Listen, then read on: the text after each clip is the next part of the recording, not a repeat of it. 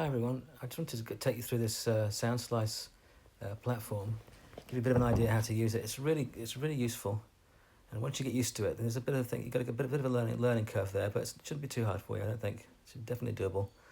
So just for an example, I'm going on the first course here, levels 1 to 3, and we've got some headings here: grooves, songs, independence and fills, exercises, etc. So I'm just going to click on this basic eighth note rock beat one first and just load that up. I'm using an iPad, but you can use any platform, any computer that you like. You know, just use the browser. There's no app that you have to download. Okay, so then that pops up.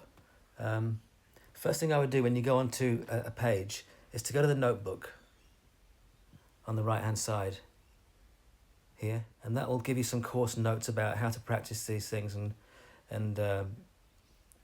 yeah, a bit of an oversight about what's happening with it with each page.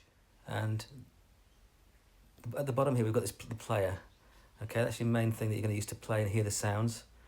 So let's press play on here. You can see that plays and it scrolls along as you play. You can play along with it if you like. Okay.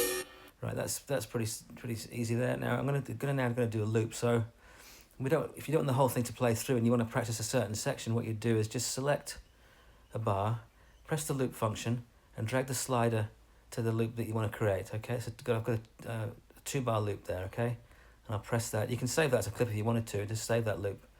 But I'm just gonna press that. Oh yes, listen to that. You can play along with that until you feel comfortable.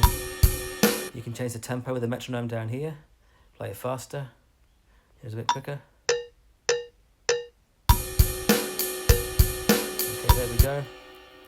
Now on this settings button here, once you've mastered these these exercises, when you're hearing the drums being played back to you, what you can do then is turn the volume down.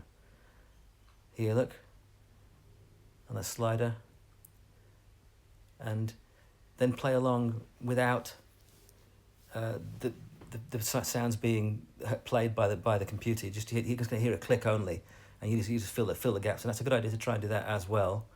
And there's a few other little settings in here that you can mess around with, the full screen and so on. But I'm just going to save time. I'm not going to bother showing you that just now. Also, at the top here, you've got this practice button. It's a really good idea to make a log of your practice as you're going along. So when you practice these exercises, just put a quick note in there. If you like, you can. There's a clip section here. You can add a clip and you can record yourself playing something. I'm going to go on to a song now. So just to show you how to work this, say Black Betty for example. There's Black Betty. Now I've uploaded the songs to the backing track. You can play along to. So there's 2 things down here you can use. You've got an audio down the bottom here on this bottom line, and you've got synth. So the audio is the actual backing track. The synth is the drums being played by the computer. Okay, so then you can hear the parts separately. Here we go.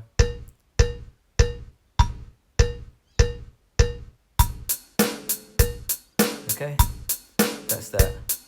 So if you're wondering about how these parts should sound, if you can't read it that great, you can just play the audio, play the synth, and it'll play it back for you.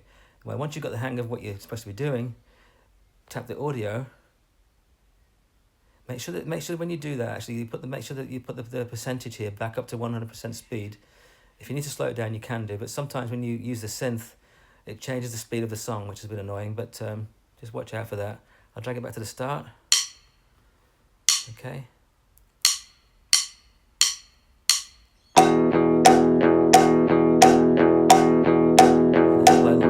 Whoa, Black Betty, bam, balam. Whoa, Black Betty. And like I explained before, if you come to a section which you're not quite sure about, you want to practice it some more. Usually that's transitions between parts. So what I'm going to do here is select a bar.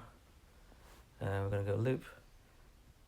And I'm just going to select these 2 bars here because it's usually the parts that change where you need to practice these sections. Oh, Black Betty, bam, balam. She's from Birmingham, bam, balam. We're down in old Black Betty, bam, balam. She's from Birmingham. And like I said before, you can change just having, without the music playing, you just have the synth playing along.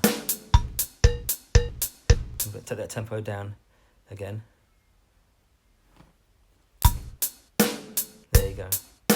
can loop that section. Okay, and as I said, always check on the notebook on the right hand side here for notes on how to perform the piece. Now, when you've got a play along song, I've put a link in. I'm still working on getting this all set up, but I put a link in where you can go and actually look at the original song as well. It's a really good idea to make sure that you listen to the original version of the song and get an idea about how it's supposed to sound. Sometimes I'll give you a different version of the song so you can sort of hear how a cover can sort of modify the way these songs sound. And let's have a look. I think that's about it. So we've got basically 4 sections: grooves, songs to play along songs, independents and fills, and reading exercises. Okay, I'm just going to click on one more around here. So I'm going to go to basic independents and fills with 8th and 16th notes. Here we go. We've got 4-bar patterns here. They're very, very useful to learn to read these patterns as well. So there it goes back to the start. Remember to always slow things down when you first start playing them, okay? So take that tempo right the way down to 70 beats a minute. Play along with that.